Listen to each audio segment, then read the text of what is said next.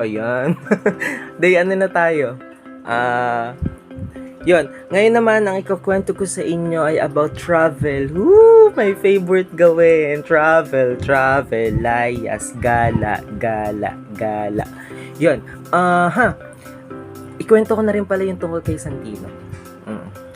Si Santino, motor ko yun ha. Pangalan yun ng motor ko. Yan.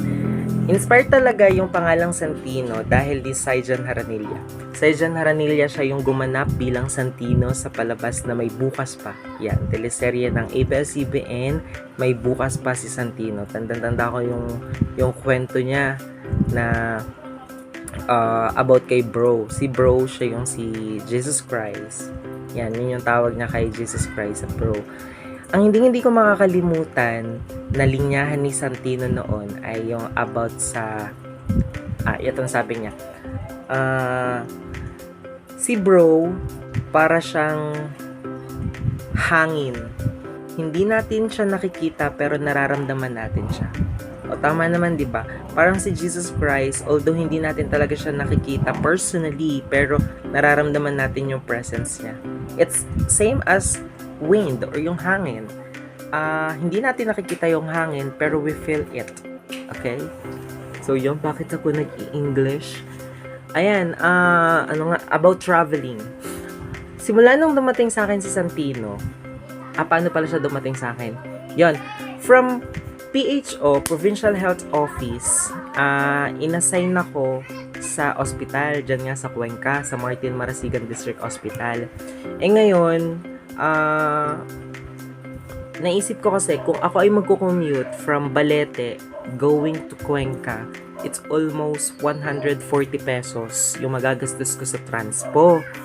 And almost 1 hour din yung traveling time, yung distance from our home going to hospital. Ngayon, yung 140 times ko sa 22 working days, it's almost, magkano yun? Ang 10 ay 1.4, di ang 20 ay 2.8 plus di 3,000 plus din. Yung 3,000 plus na transpo ko, parang inisip ko, what if kumuha ako ng motor na installment?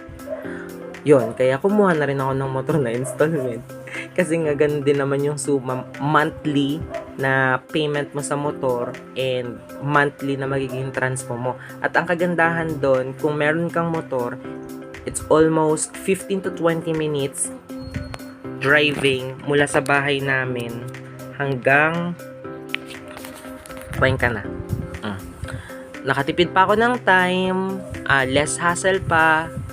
Tapos after 3 years, meron kang investment na motor. Why Santino? Ang spelling kasi nung Santino ay as in yung sun, yung araw, S-U-N. Okay? Kasi gusto ko talaga makakakita lagi ng sunrise and sunset. Nai-inlove ako sa sunset and sunrise. Kaya sun. Then Tino, kailangan magtino siya. Santino, Tino. Yan, kumbaga, kailangan behave lang tayo habang tayo nagda-drive, habang kasama natin si Santino, kailangan tinurin yung driver. Kumbaga, nung nabili ko siya, pinablessingan namin agad ni Tito Apple dun sa Basilica, dun namin siya pinablessingan. Tapos yun, lagi ko siyang isinisimba. Para nababawasan yung mga kasalanan. Ayun, si Santino ay nabili ko noong August 12 or 13. August 12 or 13. Siya ay September, October, November, December, January, February, March. 7 months na agad. Ang bilis. 7 months. Yan.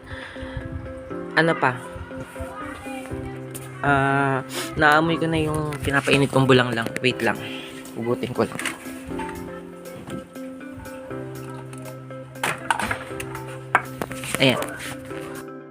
Ayan, hindi ko alam bakit nag-stop yung video. Napindot ko ata. Yun, amoy ko na yung balanglang. Ang sarap, bulang lang. Yun, about traveling, parang mas lalo ako naging layas nung dumating sa buhay ko si Santino, kung saan ako nakakapunta, kung saan ko siya naigala, kung saan pala niya ako naigala. Una napuntahan ay, saan ba? Naka-upload yun sa Facebook. Basta, banggitin ko na lang yung mga lugar na napuntahan namin. Una ay Lubo, Batangas. Okay? Lubo, Batangas. Tawag dito? Nakapag-drive ako dun sa 3 bundok. Oo, nakapunta ako dun sa Little Banawe Rice Terrace sa Haibanga. Yan, sa Haibanga. Then, naligo rin kami dun sa dagat. Tapos, nakapunta rin kami ng Mabini. Yan, Mabini, Gulugod Baboy. Okay, Gulugod Baboy. Then, nakapunta rin kami ng Taal, yung pailaw sa Taal. Saya. Tapos, nakapunta rin kami ng Santa Teresita, yung simbahan. Tapos, Alitagtag sa Pinagprusan. Tapos, Cuenca, syempre, araw-araw ako nasa Cuenca. Doon sa view deck, ang ganda ng view deck ng Cuenca. Tanaw mo yung Taal Volcano. Tapos, nakapunta rin ako ng Mataas na Kahoy. Yan, Mataas na Kahoy. Then, Balete. Yan, Balete. Dun sa Marian Orchard. Lipa. Yan, Robinson Lipa, SM Lipa. Tapos, ano pa? Taysan, Kinalola sa Pinagbayanan. And, saan pa nga kami galing?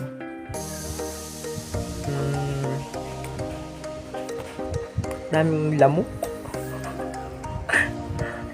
Ako ginaantok na. Saan pa kami pumunta? Tagaytay. Nakarating kami ng Tagaytay. Dumayo lang ng Lomi. Tapos, Sky Ranch. Pumasok sa Sky Ranch. Hindi naman nakasakay ng Ferris wheel. Saan pa kami pumunta? Basta yun, marami na kami napuntahan. Bawan! Yan, sa Bawan. Kalumala Heights. Kalumala Heights. Maganda doon. Sampaguita Beach. Yung white sand ng Bawan. Ang ganda doon. Tapos, nakapunta na rin kami ng Mount Banoy. Mount Banoy ng Talumpok. Ang ganda, grabe. Kita mo yung 360 degree ng city light of Batangas City. Grabe. Sulit yung pagod sa pagdadrive kapag nandoon ka na sa tuktok. Meron dong grotto. Yung grotto doon ay syempre nasa taas ng Mount Banoy. Tapos sobrang hangin, ang sarap, presko talaga, ang sarap dong mag-camping, ang sarap dong mag-overnight, ang sarap dong tumambay. Same as Mabini, Gulugod Baboy. Ang kasama ko lagi sa pag-travel buddy, si Ethan. Yan, si Ian. Tapos, mga ka-brothers ko sa community. Yan, MMC Singles. Saan pa kami pumunta?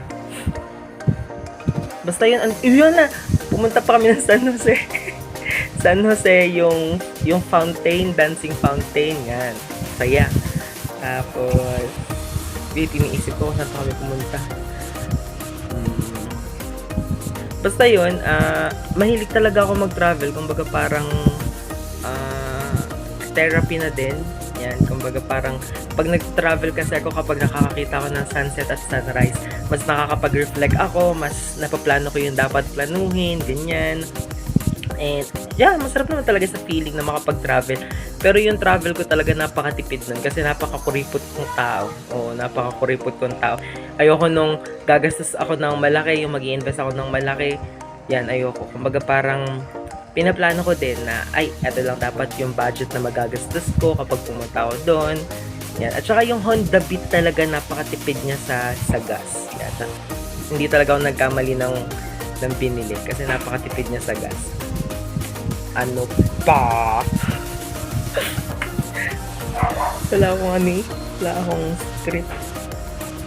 Biglaan. Kaya itong video wala talaga siyang cut. Mapera lang kanina nung pinatay ko yung bulang lang na namatay. Ayun.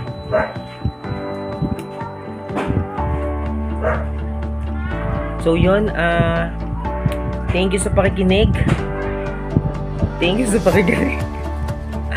Bye! See you tomorrow. Bye! Yo.